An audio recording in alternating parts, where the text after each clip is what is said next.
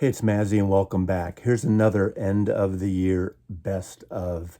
This is my take on archival releases and reissues. We're in a golden time of the reissue. Now, there's a lot of crap being reissued, not very well, but there's some brilliant records and some really well done remasters, reissues, and archival releases. Archival, how I see archival are those things that either haven't been completely released, found tapes, live recordings, things like that. And I have those kinds of things in this list. I decided for this one, I'm not ranking them because it's hard to, you know, compare a Monkees record to a John Coltrane record, for instance, just an example. So I'm going to issue my state of the archival releases and the reissues for 2022. Let me start out with this. This is a t-shirt from Tunnel Records in San Francisco. Not only are they a great jazz store, but they're a great store in San Francisco. And I only found them earlier this year, and I just visited them again. A lot of great jazz stuff, but a lot of rock and roll, other genres. And they did this limited edition t-shirt. I don't know if you can still get it. Of course, you could say this is a remix reissue of this Jackie McLean record. This is a Tone Poet record that came out in 2020. Great record, by the way. Of course, the great Reed Miles cover. And so this is a take on that. And I think Tunnel Records, I mean, go online. I don't know if they're still available, but check them out. The Prestige reissues that came out. They're basically represses that Analog Productions put out. These are amazing presses, amazing jazz records, $40 a pop. Really great Stoughton covers, and they repressed them for the first time in several years. So I don't have all of them. I get the ones I like, obviously. That's how we all should do. Buy the music you like, not just to complete the set. At the very top of the list has got to be the Tone Poet Blue Train. This is the double version, which has the stereo mix as well as outtakes. It's a double record. It's Kevin Gray, all analog, including the outtakes, and it's fantastic. They did do a mono version, which I hear is really, really good as well. But I have a Music Matters Jazz in mono, so I'm long gone are the days of me doubling up. But this is a magnificent Tone Poet with a book inside, and big fan of this record. This is, again, the stereo version, Tone Poet. Now, the next two are two jazz records that blew me away and took me by surprise. And you got to be careful when you get into Sun Ra sometimes. His stuff can be so esoteric, but also can be very rewarding, Sun Ra and the Orchestra. This is the first record they did for, I believe, Savoy when they traveled from Chicago to New York. This is on Kraft, and it sounds so good. I believe Kevin Gray cut this as well, and highly recommend this. And accessible, too. Really a great record. Another one that blew me away, that really surprised me, was Ptah by Alice Coltrane. This is from the Impulse Jazz Series, You and Me Impulse. I have no idea if this is all analog, but it sure sounds like it is. And even if it isn't, it's one of the best sounding jazz reissues of this year. Great piano playing of Alice Coltrane. Great harp playing of Alice Coltrane. Also with Pharoah Sanders and Joe Henderson. Just a fantastic record. Really good mood piece, but one of the best sounding jazz records of the year as well. These next two are a pair, and these were put out by the jazz detective Zev Feldman, and I'm doing this as a pair. Ahmad Jamal, these are from 1963, 4 and 5, 6, at the Penthouse in Seattle. Unreleased recordings, so archival recordings. Beautiful mono, off the boards, broadcast through a radio station. Trio recordings, various trios on this 4-year span period. Amazing records. Really, again, very accessible. Ahmad Jamal's piano playing is lush. Just two great archival records that, as a pair. And I think next year, a year from now, they're going to come out with a third volume of these. A surprise to some, but those of you who are into avant-garde and free jazz and spiritual jazz will know this record. And it's kind of nice that the Impulse acoustic sound series puts something like this out, because they've been pretty conservative. Great jazz records, obviously, they put out, but very, conservative with their tastes or jazz tastes. I don't know if that has to do with Chad Kassam choosing them, but this, they went out on a limb, and it's a fantastic record. This is Pharoah Sanders, Karma.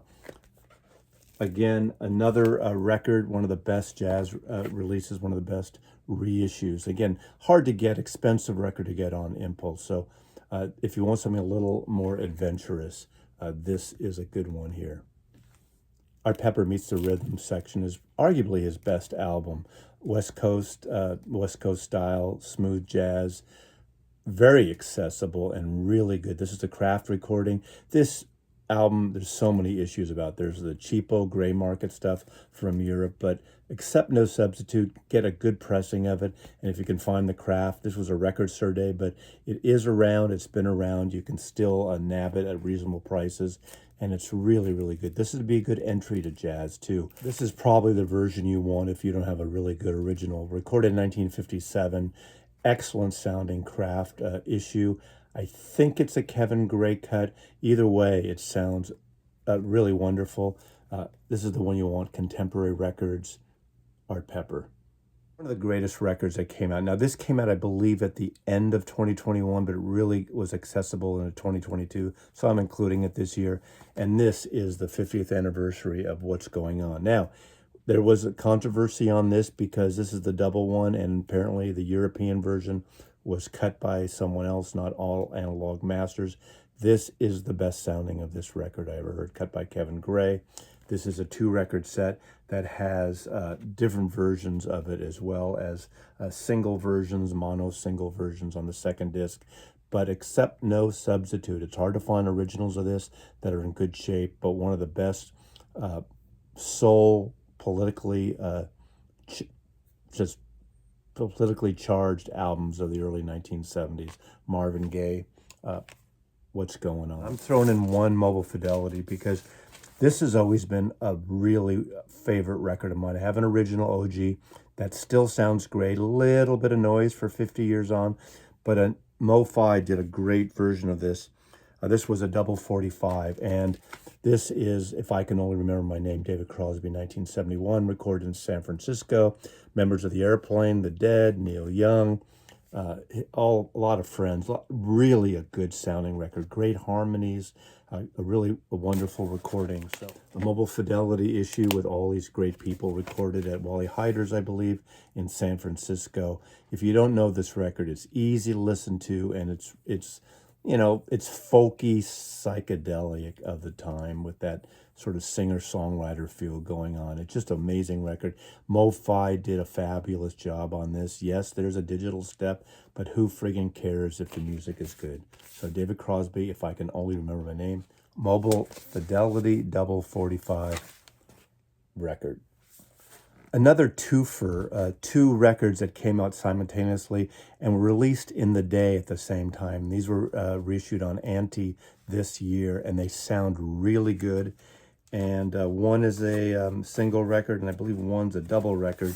And these are 2 records by Tom Waits. There's Blood Money and Alice. Fantastic recordings of Tom Waits. Great production, really a lot of layers in these records. So Alice and Blood Money by Tom Waits are 2 great adventurous records. Really sound good on these anti-reissues, Tom Waits. Fiona Apple, Extraordinary Machine. One of my favorite of hers. I like all her records. She's someone who's really adventurous, really intimate in her lyrics, and her musicianship and her arrangements are very unique and very forward-thinking, I think. There's a sort of a neoclassical base to some of this. I do wish they had done a version with the original John Bryan mix that was different than what she eventually put out. I have a recording of that. I think this is a great job. This is Vinyl Me Please. My only disappointment on these Fiona records are that Vinyl Me Please is the only place to get them, and they're not always available. I know this is still available, so if you want something just really beautiful and really intimate in your face, that makes any sense. But this is a great record. Fiona Apple, Extraordinary Machine, or Extraordinary Machine, depending on your pronunciation. 2-record set, lovely record, important record. Rostamon Vibration, one of my favorite Marley albums. And I got to say, Analog Productions did a fantastic UHQR version of this. This is the way to do a record now. Despite the box, which I have no idea where that went, this sounds fantastic. It's a Clarity vinyl. Don't think that's really necessary from personally, but this is 33 RPM, and this record has never sounded better than this. Great textured burlap sleeve. Doesn't smell like pot, but really well done. These are numbered. I have number 1890. I believe these are out of print now. Little pricey for what it is, especially when you see all this other stuff and the price points. I think this is on the higher end of that. But despite that, it's a really well done version of this record. This one may be a surprise to some, but this is a record that has been on my turntable a lot in the last 2 months. And this is Yoko Ono Plastic Ono Super Band, Let's Have a Dream, 1974, the One Step Festival Special Edition in Japan. Now, this came out on, distributed through Super Viaduct. It was put up by Disc Union. I think it's only available as an import, and Stranded Records has it online. This is an amazing sounding record, a great musicianship on this record. This is recorded during the Lost Lennon year when John Lennon, and May Pang were in Los Angeles for the year. There's Yoko Ono, Steve Kahn on guitar, Eddie Newson on bass, Ricky Marotta on drums, Steve Gadd on drums, Randy Brecker and Michael Brecker on trumpet and sax and flute. So it's a really kick-ass band of the time, really tight, and Yoko pulls it off and does a fantastic job on this. Even some Yoko naysayers may enjoy this. I say may because I know you out there, there's the people that just can't get into her at all. But this is a fantastic sounding record, great performance, and she's on fire on this. And the band's just really right in there in the pocket with her. Highly recommended. And sticking along with the Japanese thing, to a point, Tom Rashawn's record, Japanese Cassette. What a great cover for this is. Now, this is sort of an ambient record, a noise record, industrial artifacts, a mood record, a mood piece. Tom from the Los Angeles Free Music Society, Los Angeles Art Free Music Society, also a great designer, art director, put together these avant-garde projects with LAFSM. I always get that wrong. But he did a really good job. These are cassettes, 30-minute cassettes he did in 1986, and they're put together for this release of only 500 copies. I think they're going to do another, they're in line for a second pressing. But what a beautiful issue, a beautiful release. Again, it's a sort of an ambient noise industrial piece, so not the normal musical-based type of release, but love the cover, just love the mood putting this on while you're enjoying your morning coffee or your afternoon tea or your cocktail at 5 o'clock. But this is a beautiful, beautiful package. Love this. What do you know? 3 Japan connections, slight connections in a row. This is Vacant World by the Jacks. I didn't know about this. My friend Michael from Poetry and Plastic channel turned me on to this. This is Japanese psychedelic, a little moody, it's soothing, and it's garage-like, and it's psychedelic. 1968, the whole Japan scene was jumping as a result of the British invasion and the subsequent years everywhere else in the world. And this was one of the big bands in the day. Except No Substitute, there was a version that I originally got that's really a gray market issue. This record looks like it's Mesh Key is the label. Look for the 2022 on it. Beautiful Stoughton type covers. I don't know if it's Stoughton, but this is cut by Kevin Gray, and it sounds fantastic. It's got a little dirge-like thing going, psychedelia, but it's adventurous, but it's accessible. If you like psychedelic, if you like a little prog, dare I say, you might get that also. So this is the Jacks' Vacant World from 1968. issued in 2022. After Gene Clark left the Byrds, he did an album with the Gosden brothers, and then he did an album, first of two albums, with Doug Dillard and Clark, and this is the first of two records. Intervention Records, a audiophile label out here near Seattle and Gig Harbor, put this out. It came out on SACD, and this great country bluegrassy folkish record, and this is a really good record as well. I've had original A&M of this, and that sounds really good, but this kicks ass on that. It's a little deeper. The mid ranges are better, fuller bottom. If you have that and you're not comparing, you might be set. But if you're really enthralled and you love this record, or you don't have a good version of it and you like that description, I would suggest this. Intervention Records, you can order directly from them, but I think it's available at a lot of the audiophile distributors. But Gene Clark, I'm all in on Gene Clark, and especially this album, Train Leaves Here This Morning, by co-written by Clark and Bernie Ledden, who would go on to join the Eagles. This is just a really, really wonderful bluegrassy folk country record. I could do a whole video on just the reissues and the archival releases that Neil Young put out this year alone, but I just had to pick one, and I'm going with Toast. This is a record that he originally recorded in early 2000s and decided not to release. It's sort of the breakup and of his marriage and what he was going through at that time. Toast is named after the studio on Mission Street in San Francisco called Toast. Originally, that was Coast Recorders. I've been to there several times to some recordings and events way back, but they changed it to Toast at some point.